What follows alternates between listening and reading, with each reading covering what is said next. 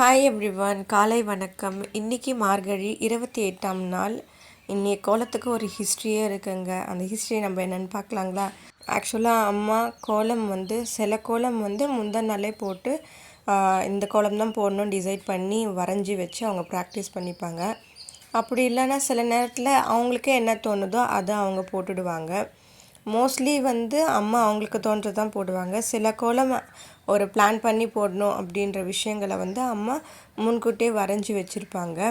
அப்படி எடுத்து வச்ச கோலம் தான் 13 புள்ளி கொண்ட கோலம். ஆனால் அவங்க போட்டு வச்ச கோலமே அவங்களுக்கு மறந்து போய் 11 புள்ளி வச்சாங்க. நானும் கூட இருந்து புள்ளிகளை கவுண்ட் பண்ணேன். நான் அம்மாட்ட சொன்னேன், அம்மா நீங்கள் 13 புள்ளி கவுண்ட் பண்ணி வச்சுருக்க, இப்போ என்னன்னா 11 புள்ளி போட்டு கோலம் போட்டிருக்கியே அப்படின்னு.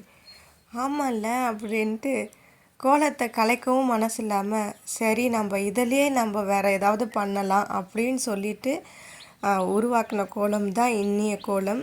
நான் கூட வேணாம் அழிச்சிடலான்னு சொன்னேன். அப்புறம் அவங்களே டிசைட் பண்ணி என்ன போடலான்னு அவங்களே போட்டுட்டாங்க.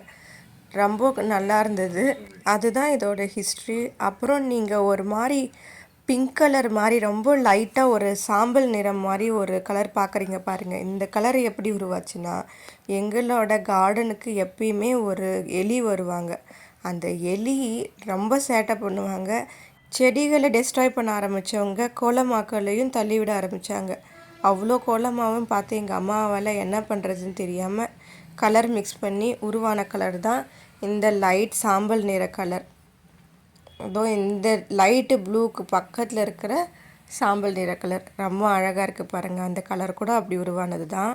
இன்னொரு விஷயம், கலர்ஸ் நிறையா அப்பாவும் வாங்கிட்டு தந்திருந்தாங்க, தம்பியும் வாங்கிட்டு தந்திருந்தான்.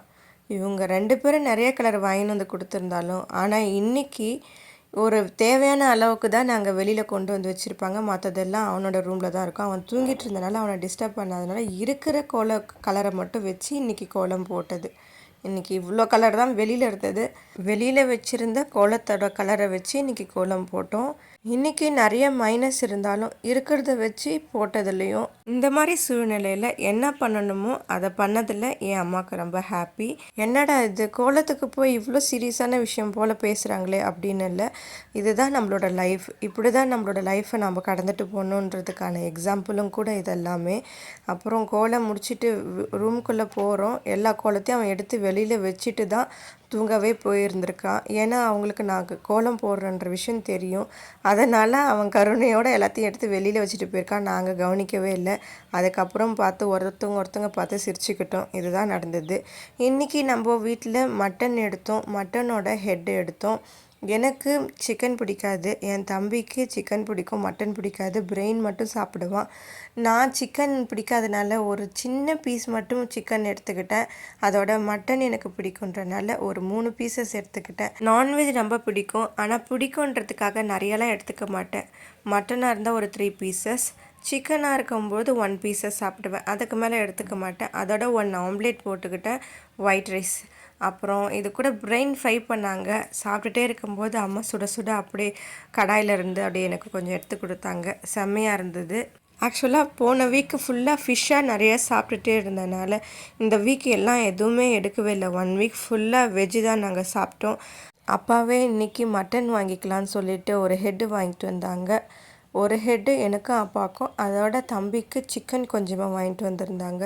எங்கள் அம்மா அதிகமாக எதையுமே சாப்பிட்டுக்க மாட்டாங்க. இதுதான் எங்களோட சண்டே ஃபுட் இன்றைக்கி. இந்த வீடியோ உங்களுக்கு பிடிச்சிருக்குன்னு நான் நினைக்கிறேன். ஹாப்பியாக இருங்க. Bye bye. Subscribe my channel.